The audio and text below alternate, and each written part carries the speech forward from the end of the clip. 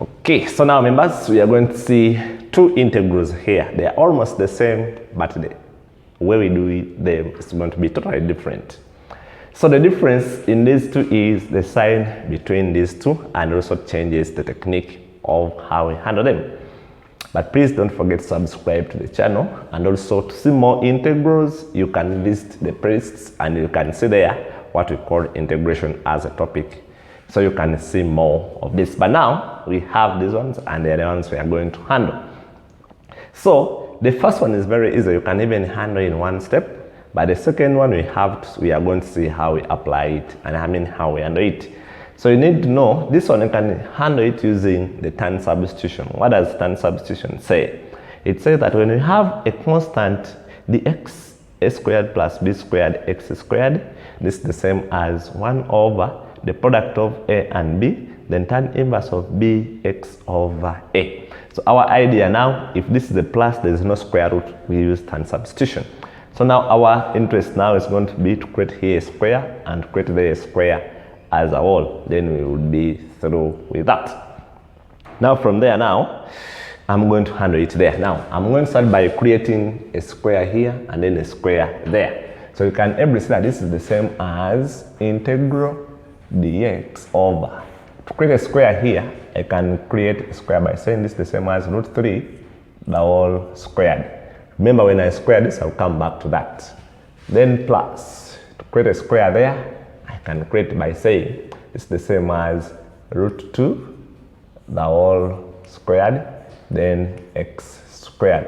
Because when I square root 2, I'll come back to 2. So from there, the number is done. Instead now, it's in the form of ax squared plus bx plus x squared.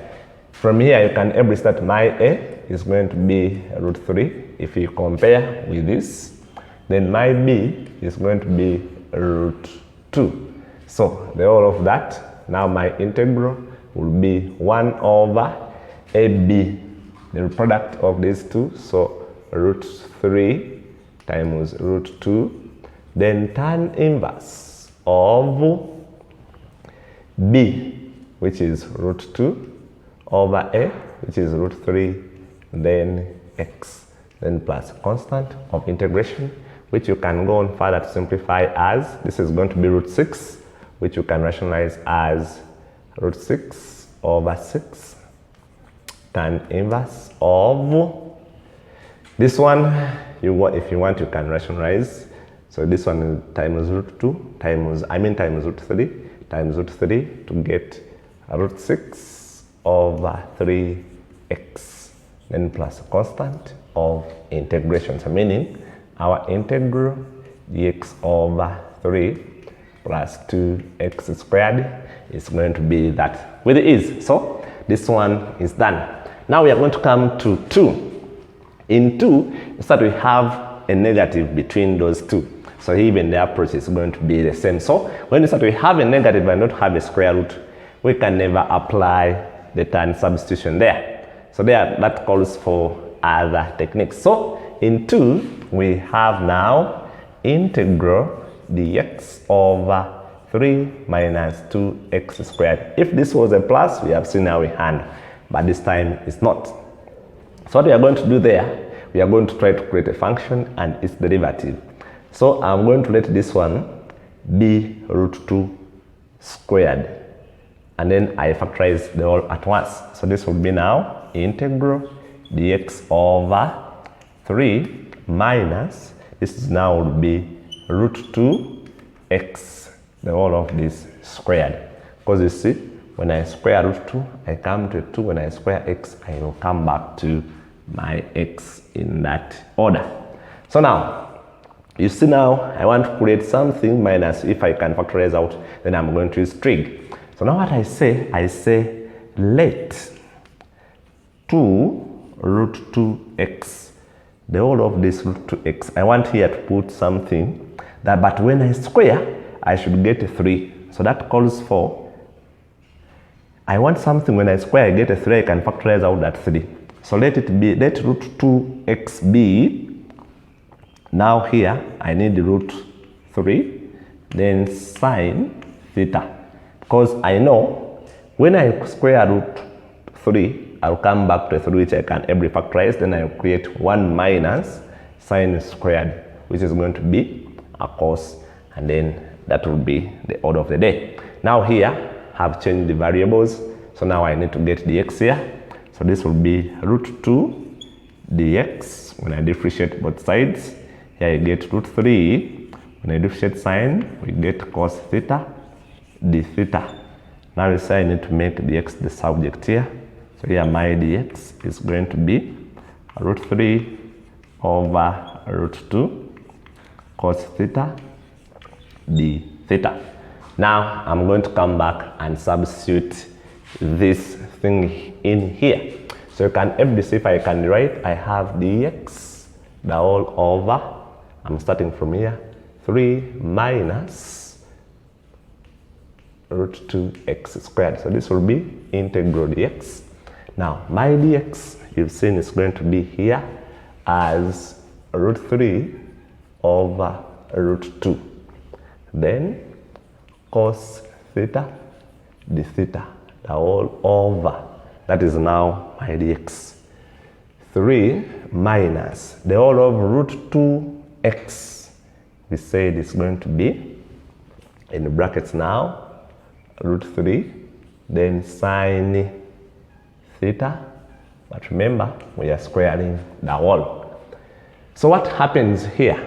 So this will be now the same as, this is a constant, I can pull it out as root 3 over root 2 into, up I have cos theta d theta, the whole over. You see, now when I square this, this is the same as, let me write it here, root 3 over root 2 integral cos theta d theta. Now, when here we shall be having 3, then when we square root 3, we get a 3. When we square sine, we get sine squared theta. And we say 3 is common. So if I factorize out that 3, I'll be having 1 minus sine squared theta. And you see this is an identity. 1 minus sine squared x is the same as cos squared x. But now here the variable is theta. So 1 minus sine squared theta, I'll get cos squared theta. So this 3 comes here, I'll be having root 3 over 3 root 2, this is 3. Then integral of cos theta d theta over 1 minus sine squared is cos squared theta. And of course you see that this will result into, this will result into, let me not skip that. So now this will result into 1 cos will cancel. So I'll be having 1 over cos. And you see that that one will result into, this will result into root 3 over 3 root 2 integral of sec theta d theta. Because here we shall be having 1 over cos theta. And 1 over cos, because 1 cos will cancel, I'll be having 1 over cos theta, which will result into a sec. This is cos. I want it to be clear. Cos theta. And that will be the order. So we all know when we integrate sec what we get. So when we integrate sec, we shall be having root 3 over 3 root 2. When we integrate sec theta, I think you have, if you want to see the old process of integrating sec, you can visit the playlist for integration. I showed you how to integrate sec theta. So now this will give us natural log into, when we integrate sec theta, we get sec theta plus tan theta, then plus a constant of integration. But remember, in our original question we had x. So now we need to remove theta. How are we going to remove theta? Now from here you can ably see that if I want to make sine theta here, you can ably see I'm going to get the square root of this. So now to make theta, I'm going to first divide through by this, then I can ably make it in that order. So now you can note that from here, but you can see that my theta is going to be We divide by this side, we have, then we take the sine inverse, both sides.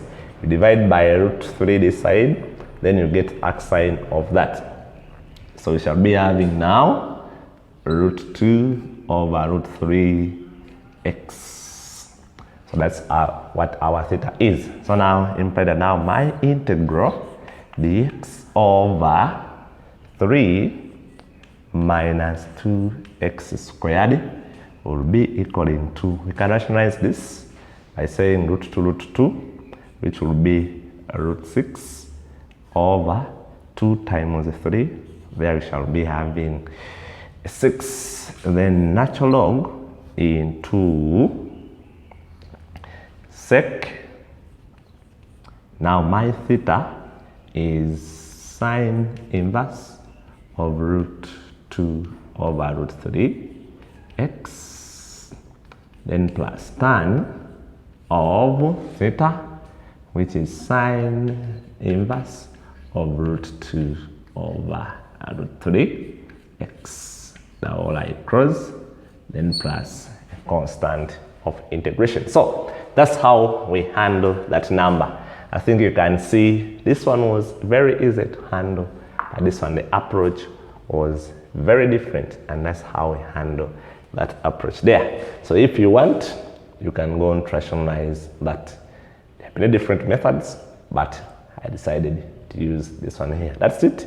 I wish you well. Visit the playlist to see how we integrate sec.